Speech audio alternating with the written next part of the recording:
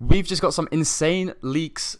Set 2's just been leaked. We've got a lot of cards. I think there's 13 to cover. We've got a lot of playmats to cover. We've got a lot of everything. I've just done this whole video. My mic was muted the whole time. So if you saw that, I'm sorry. Here's the actual video. Let's just jump right into it. We're going to start off with... Yeah, fine. We'll start off with this one. This is the best card in my opinion. This card is going to completely break Emerald. It's a legendary card. It's 5 cost, uninkable, free stat line, princess keyword, yeah, which we'll see a lot of in this video. So a lot of princess support. Quest for free as well. It can shift for free. So already quite good. The ability, however, when this card is challenged, the challenging character's player discards all cards from their hand. This is insane. You think like how important I say card draw is in this game all the time. This guy just, or I guess this girl, Belle, just discards all your cards in your hand if you attack it. So, you know, we're going to see Steel really just abuse Smash and Tinkerbell pings and stuff like that. Grab your swords is going to be really good if you can like finish this off. You never want to attack into this. And I think just the threat of having free attack is absolutely crazy.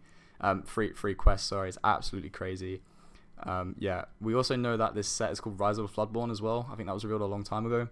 But yeah, so next card we got Cinderella, 7 cost inkable, quest for free again. So we're seeing a lot of quests like, not power creep, I'm not going to say, but you know, we're seeing a lot of cards quest for free now. Shift for 5 again.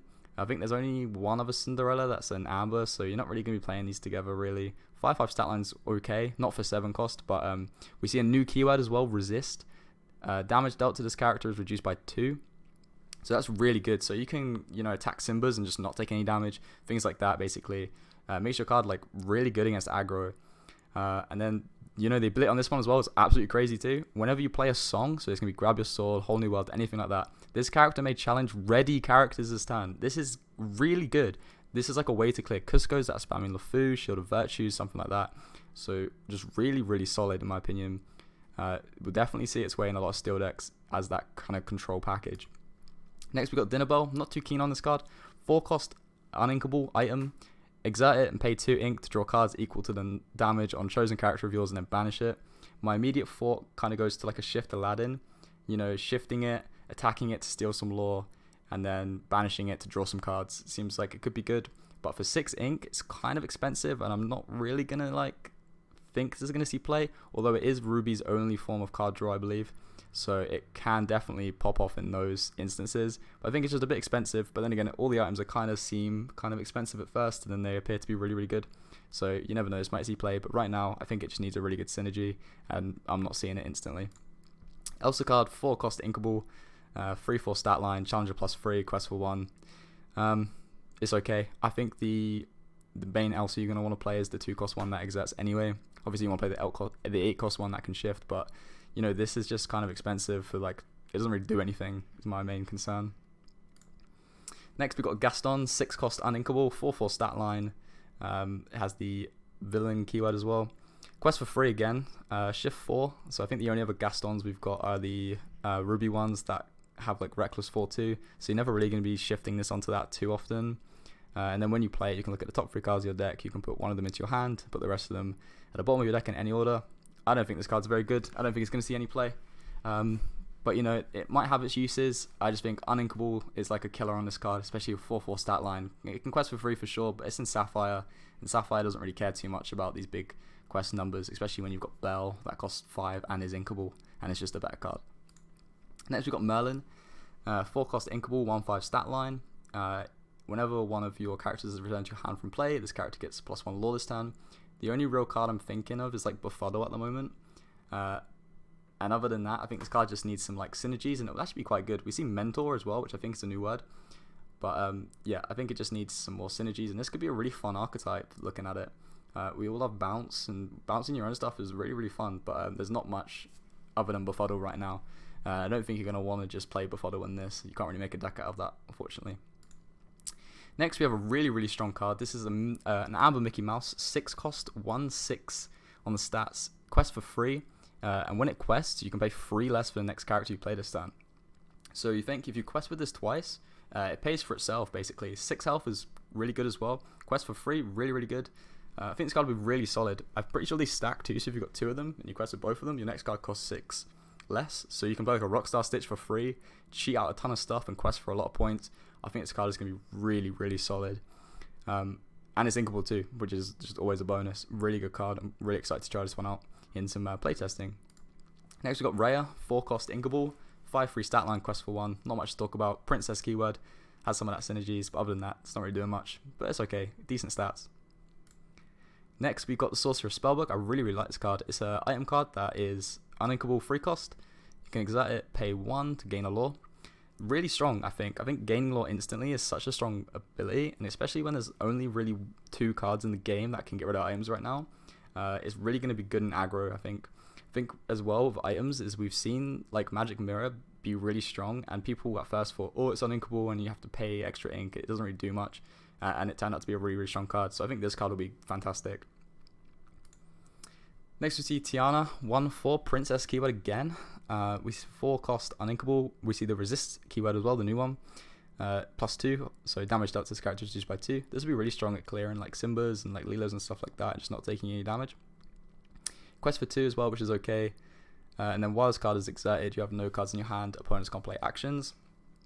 I don't think that's too good. I don't think you ever want to have no cards in your hand unless there's like some crazy synergies for it. Also, the card's uninkable, so I don't think this is going to see too much play. But like I say, if there's synergies around like having no cards in your hand, it could be quite strong. Next, we see the best artwork in the game, in my opinion. We see Sorcerer keyword. Not keyword, sorry, like a tag. Sorcerer tag. 5-cost, 5/5, inkable, quest for 2, Winnie the Pooh. I really love this artwork. I think the card's kind of just a common, kind of sucks. But, you know, other than that, it is what it is.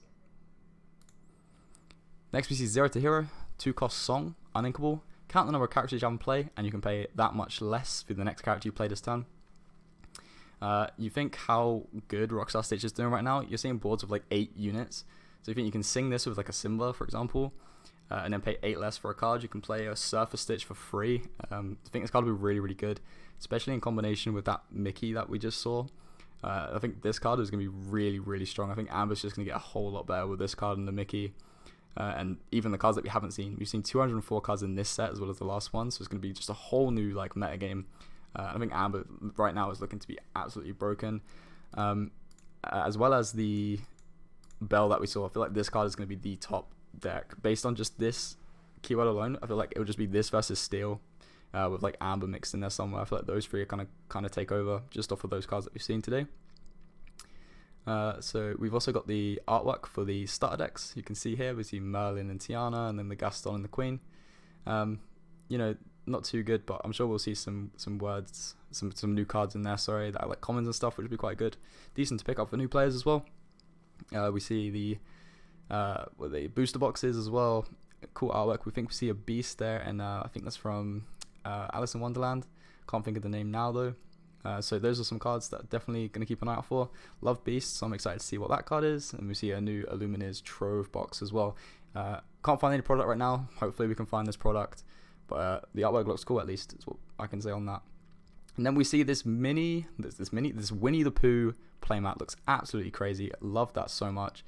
We see this Gargoyle. I can't think who this is right now. Playmat as well. Both of these playmats are fantastic. I really like both of them. Definitely going to pick up the Winnie the Pooh one. Love that so much. And then we see some sleeves as well. Can't really see the characters. I should say here it's Sisu from Raya and the Last Dragon, and Mulan is the sleeves. So this is a beast, unrevealed beast card. So we're going to see a lot of beast cards coming up. And then we also see there are some Disney 100 enchanted cards, which I'll see if I can get to.